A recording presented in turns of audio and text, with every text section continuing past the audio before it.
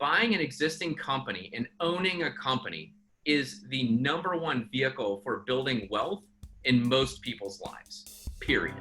Okay? So it's a balance. You've got to get the balance right though, and that's up to you. Money can be complicated. Let a nerd help you. We're here to demystify the complex nature of money by getting you answers from financial nerds and whiz kids. Welcome to Ask the Money Nerds, a weekly segment of the Wealth Labs podcast where we answer your most pressing money questions. This is Garrett, Gunderson, another episode of Ask the Money Nerds. Are you wondering whether it's a good time to sell your home? Are you wondering whether you should start a business or buy a business? Well, I brought on a special nerd for you today, Walker Divo. I don't know if calling you a nerd. Like, that's a compliment in these days, man. And we've got a question from Chad. He says, I purchased my home about 3 years ago and have about $80,000. It has about $80,000 to $100,000 in equity.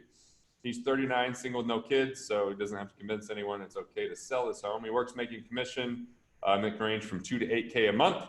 He read the book Buy Then Build, written by my guest today. So great book, highly recommend it. Go grab it on Amazon. I'm thinking about buying a business to become an entrepreneur and take responsibility in my life and income. So my question is, would it make sense to sell my home and use the cash from the equity as a down payment to get an SBA-backed loan and purchase a business? Or should I save up using the cash flow banking system, which is the system that you and I have talked about before, Walker, and then have enough for down payment to buy a business? Walker, go. I know you have an answer. I know you. This is not an easy question, Garrett. Like, in other words, like, when I get asked these kinds of questions, like on social media, I kind of don't respond because it's like, I can't, it's kind of a trap, right? So in other words, there's a lot to unpack here. And I think that number one, buying existing companies is going to be the opportunity of our lifetime. Okay. I agree. There's a huge amount that's going to transfer. We've talked about that. So the thing is this guy wants about to jump 480,000 a year. Is that what you said? There's about 418,000 companies a year that need to transfer for the next 10 years. It's immense. It's 45% of the U.S. economy has to transfer. Okay. Yeah. Imagine what would happen if that didn't work. Okay. Like, we've got to get it done. So it's massive. So the point is like, so Chad wants to jump in, and here's the thing. I'm glad he sees the opportunity. Okay, let me make an analogy. I'm actually an investor in a high quality early childcare company. Okay, stick with me. Trust me. This is analogous. All right, we're doing it. The research all shows that, like, what our brain does between the age of like 2.5 and 5 is like more growth than any other time that you are alive. Okay. Like that's why you act like a 5-year-old, dude. The point is that my partner is sort of famous for saying, listen, I'm not suggesting that we eliminate 10th through 12th grade in the public school system and tack on 3 years before kindergarten.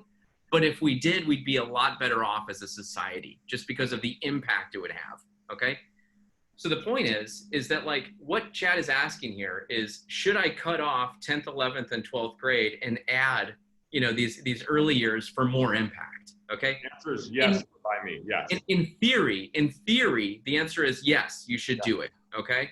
But the thing is there's a lot to unpack there. Okay. And the thing is like telling someone to sell your house, spend your entire net worth into a business, and go take a loan out that's worth 10 times what your net worth is, you're sort of eliminating any kind of margin of safety. Okay. You're sort of exposing yourself to a potentially unfair, risky advantage. So it's a risky disadvantage. So it's incredibly difficult to just like type back on social media, like, yeah, do it.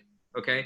Because if something goes wrong, like, you're in a bad spot. Okay. So what I would recommend to Chad is to actually do the Garrett Gunderson trademarked cash flow, what you call it? Cash flow banking system. Keep your house. That's a backup plan. That's your backup plan, right? Yeah.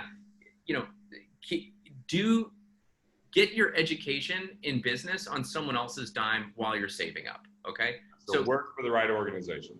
Exactly. And feel free to take risks in your job. Be bold. Okay. Because when you turn to acquisition entrepreneurship, this is entrepreneurship. You have to be a leader. You have to know where the company is going, and you have to manage that future. Nowhere to go but your pocketbook, right? That's it. That's it. And a lot of times people think that, entrepreneurs are taking wheelbarrows of cash out of their businesses. And a lot of months it's quite the reverse, right? You gotta like keep it going. So I the have a point friend, is, Gary Nealon, that says, he goes, entrepreneurship is the only thing where you could be looking at buying another home 1 month and then canceling your magazine subscriptions the next. oh my God, like put that in a bottle and sell it. That's it. That's perfect. So it's that volatile, right? And so I think that there have been times in my life where, I've owned a business, but it's been like 100% of my net worth and I've had debt on it. And it's just like, there's a lot that hangs over your head on those days. And it's amazing kind of who has power over you when you put yourself in that kind of position. Mm-hmm. So I don't know that I would recommend, like, if you have nothing at all, to just like, put 100% of everything you own, on one thing. Let me talk out of the other side of my mouth. It is the single best opportunity in terms of which one's the devil, which one's the angel. That's what exactly. Hey man, dealer's choice. But the point is buying an existing company and owning a company is the number one vehicle for building wealth in most people's lives, period. Okay. So it's a balance. You've got to get the balance right though. And that's up to you. All right, so I like this. You don't just cash everything out and be like, hope it works, otherwise I'm desolate. You go get your education working inside of an organization, which is the type that you'd want to acquire, and start seeing what works, what doesn't work, get mentored, learn, ask tons of questions, use that as part of your compensation. Hey, can I make sure that I get to talk to you X amount of times? Can you show me how this works? Hey, do you know other people or competitors that might be selling a business? Would you like me to run a division and we can partner on it? There's so many conversations that can be had, and some people are going to hold it a secret. No, you're going to lose out. Tell them what your intention is. Tell them what you're looking for, so they could either support it and help you grow, or know it's not the right place for you to go. I had a coaching call with someone yesterday, Garrett, where he's like, hey, I want to buy a business and da-da-da. I'm like, well, what are you doing? He's worked at the same company for 8 years. He's the number one non-family member, and the owner is 66 years old. And I'm like, let it be known what you want to do. Like, I think there's an opportunity for you to buy this company that you're working in. And he was like, oh, I didn't even think about it. Right.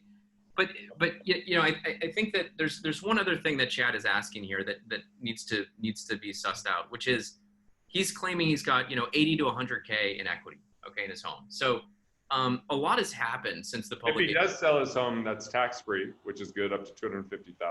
So there is no tax. He does have to go rent. Right now, some rents are more expensive than mortgages due to really low interest rate environment that we have today. So that will start to balance out, just because, landlords are having a harder time, renting out. And then third, if you do cash it out, have some of that needs to sit on the sidelines. That is your peace of mind fund. That is your, investment into the business when cash crunches come, and that you don't put yourself where you're so strained, where you're worried about payroll every day, and that you're exhausting yourself because you're constantly in stress, and you stifle your creativity, and you get the picture. But Walker agrees. That's a good thing. I love it. I like that. That's great. So all I want to say is that, like, the business transaction landscape is constantly changing, right? Like so when Buy Then Build came out versus today, it's different time. It's not like materially different, but what I'm trying to say is that, like, if you've got $80,000 to $100,000, and that's like 100% of everything you have, you need, like, the deal to, like, come in, like, you've got a tight window, okay? Like in other words, I really like to see access to $100,000, like, just to be able to buy something, because it gives you a deviation to work with, okay? This guy would be coming in. The bank would be, trying to lend him money, but also realizing that he has, like, zero reserves, which that's going to make the bank uncomfortable. He can't find a business that's growing too fast, because the SBA is going to want more, a bigger down payment than, say, a 10% note. So there's a lot of other variables, and he's not leaving a lot of room to find the right deal. Like, he's really got to get it right. And that, to me, puts weight on the business itself versus you as the entrepreneur, which is where I really like to put the emphasis and the weight. Walker, you're full of insights all the time. I highly recommend the book Buy Then Build, so much that I endorsed it. And you can ask many people that asked me to endorse their book, and I didn't endorse it, because have to read it, have to love it, have to enjoy it. And I actually bought it and handed it out because it's so good. So you've taught me a lot. I'm glad that you're teaching our viewers a lot. And any final comments before we sign off? You know, I think there's a lot of Chads out there, and I think that, you know, just, you know, build a little bit of a war chest before you start pulling the ripcords and jumping on the airplanes. Like there's you've got your whole life in front of you, and there's a lot to do. So don't be frivolous with your entire network. All right, now you know how to turn your thoughts into profits and build the life you love. Watch our next video if you want more on this information up here to my left.